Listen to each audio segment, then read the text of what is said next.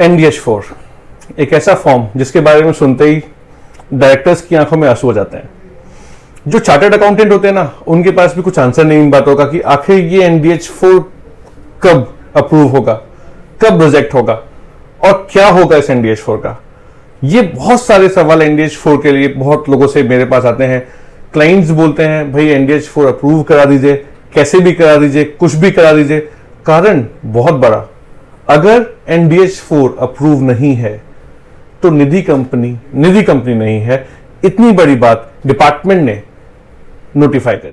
मैं मोहित सिंह आज आपके सामने लेके आया हूं NDH4 के बारे में एक बहुत ही इंपॉर्टेंट अपडेट, जिससे आपके पास अब हर सवाल का जवाब होगा कि आपका NDH4 अप्रूव कब होने वाला है। खैर, जितनी भी कंपनियां पुरानी रजिस्टर्ड हैं और अपने NDH4 का अप्रूव के लिए लगा चुकी हैं, उन कंपनियों के NDH4 की इंफॉर्मेशन डिपार्टमेंट के पास से अभी तक नहीं है। लेकिन डिपार्टमेंट इस बात से बहुत ही ज्यादा अपडेट था कि जो स्टेक होल्डर्स हैं, जो प्रोफेशनल्स हैं और जो भी लोग निधि कंपनी को ऑपरेट करते हैं, वो सभी लोग इस NDH4 फॉर्म की वजह से परेशान था।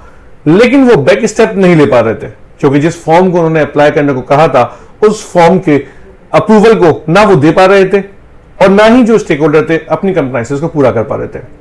आखिर वो कौन सी कंडीशंस थी जो NDH4 लोग अप्रूव नहीं हो रहा था? कंडीशन थी कि सभी कंपनियों की पेड अप कैपिटल 10 लाख होनी चाहिए थी। सभी कंपनियों के अंदर अनइंकम्बर्ड डिपॉजिट जो कि 10% मेंटेन करा जाता है, वो मेंटेन होना चाहिए था। सभी कंपनियों के अंदर 200 से ज्यादा मेंबर होने चाहिए थे। जितने भी form NDH1, NDH2, NDH3, annual filing, DPT, AOC4, MJT7, ADT1, इतने सारे जितने भी फॉर्म्स हुआ करते थे, सभी फॉर्म टाइम पे फिल हुए चाहिए थे। सभी कंडीशंस अगर फुलफिल हैं, उस केस में NDH4 अप्रूव हो सकता था। इसके अलावा कोई ऑप्शन किसी के पास में नहीं था।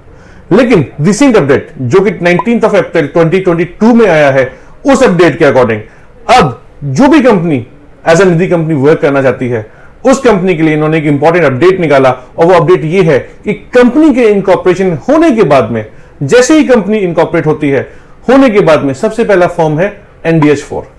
जी हां, समझिए बात को। पहले बैंक अकाउंट ओपन करना पड़ता था, उसके बाद में कमेंसमेंट सर्टिफिकेट लेना पड़ता था और बहुत सारे काम करने पड़ते थे, तब जाके NDH4 हम अप्लाई करते थे 1 साल बाद। लेकिन अब NDH4 1 साल बाद अप्लाई नहीं करना, NDH4 अप्लाई करना है केवल और केवल 120 दिन के अंदर कंपनी के इनकॉर्पोरेशन में। माने कि आपकी कंपनी का इनकॉर्पोरेशन मई मिड में होता है और मई मिड में होने के बाद में आपको कैलकुलेट करना है कि 120 दिन के अंदर आपको NDH4 अप्लाई करना है डिपार्टमेंट के साथ। NDH4 को अप्लाई करने के लिए उन्होंने 2 या 3 छोटी छोटी कंडीशंस के बारे में बताया है। वो कंडीशंस मैं आपको बता देता हूं। पहली कंडीशन ये है कि वो कंपनी अगर 10 लाख से बनी है तो 20 लाख तक उसकी पेड अप कैपिटल को इंक्रीज कर दिया जाना चाहिए, या फिर अगर 20 लाख से बनी है तो कोई कंडीशंस अप्लाई नहीं है। इन शॉर्ट, उस कंपनी का पेड अप कैपिटल NDH4 को अप्लाई करते समय 20 लाख होना चाहिए। दूसरी कंडीशन, उस कंपनी के अंदर 200 मेंबर्स 120 दिन के अंदर ज्वाइन हो जाने चाहिए। अब यहां पे एक छोटा सा एक क्वेश्चन लोगों के माइंड में आता है कि अगर हम मेंबर्स जोड़ते हैं या शेयर होल्डर्स जोड़ते हैं, तो क्या उनके संग में हम लोन की ट्रांजैक्शंस, पैसा लेना देना, क्या ये सभी ट्रांजैक्शन कर सकते हैं? वेल, बहुत छोटा सा आंसर, ऐसी कोई ट्रांजैक्शन हम किसी तरह की नहीं कर सकते। याद रहे, कंपनी के इनकॉर्पोरेशन के बाद में सबसे पहला फॉर्म है NDH4, यानी कि अभी कंपनी का बिजनेस स्टार्ट ही नहीं हुआ और डिपार्टमेंट बोल रहा है कि 200 मेंबर बना लो। यानी समझिए कि 200 मेंबर बना तो सकते हैं, लेकिन उनमें से किसी मेंबर से हम FD RD नहीं ले सकते, ना किसी को लोन दे सकते हैं। जब तक हमारा NDH4 अप्रूव नहीं हो जाता, हम अपने बिजनेस को कमेंस नहीं कर सकते, स्टार्ट नहीं कर सकते। तो स्टेप समझिएगा। सबसे पहले कंपनी का इनकॉर्पोरेशन कराइए, उसका बैंक अकाउंट ओपन करके उसकी पेड अप कैपिटल को 20 लाख कीजिए और उसकी कैपिटल को 20 लाख करने के बाद में जो नेक्स्ट स्टेप है, वो स्टेप ये है कि 120 दिन के अंदर इस कंपनी का NDH4 अप्लाई कर दीजिए। जैसे ही आप NDH4 अप्लाई करेंगे, उस NDH4 का रिस्पॉन्स डिपार्टमेंट से 45 डेज के अंदर आना अनिवार्य है। याद रखें, पहले NDH4 जो हुआ करता था, उस NDH4 के अंदर दिक्कत यह थी कि अगर अप्रूवल नहीं हुआ करता था तो हम अप्रूव नहीं मानते थे।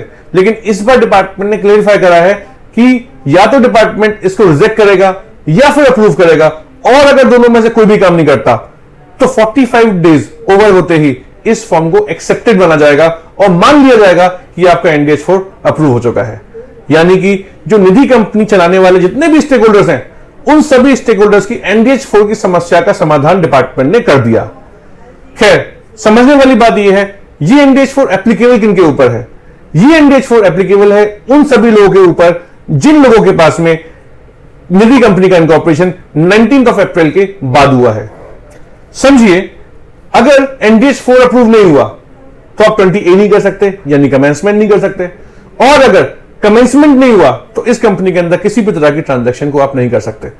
तो कंपनी के इनकॉर्पोरेशन होने के 120 दिन के अंदर NDH4 को अप्लाई करना जरूरी है, कर देना चाहिए, टाइमली अप्लाई करना चाहिए। और अगर ये भी कंडीशन हम पूरी नहीं कर पाए तो निधि कंपनी चलाना फिर बिल्कुल ही बेकार है, उसको चलाने का कोई मतलब नहीं बनेगा।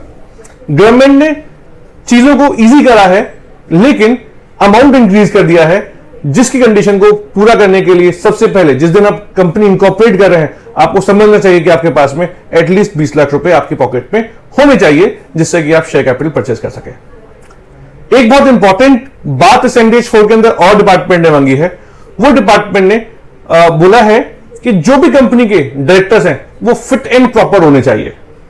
फिट एंड प्रॉपर क्या डेफिनेशन है इसकी, मैं नेक्स्ट वीडियो के अंदर बताऊंगा।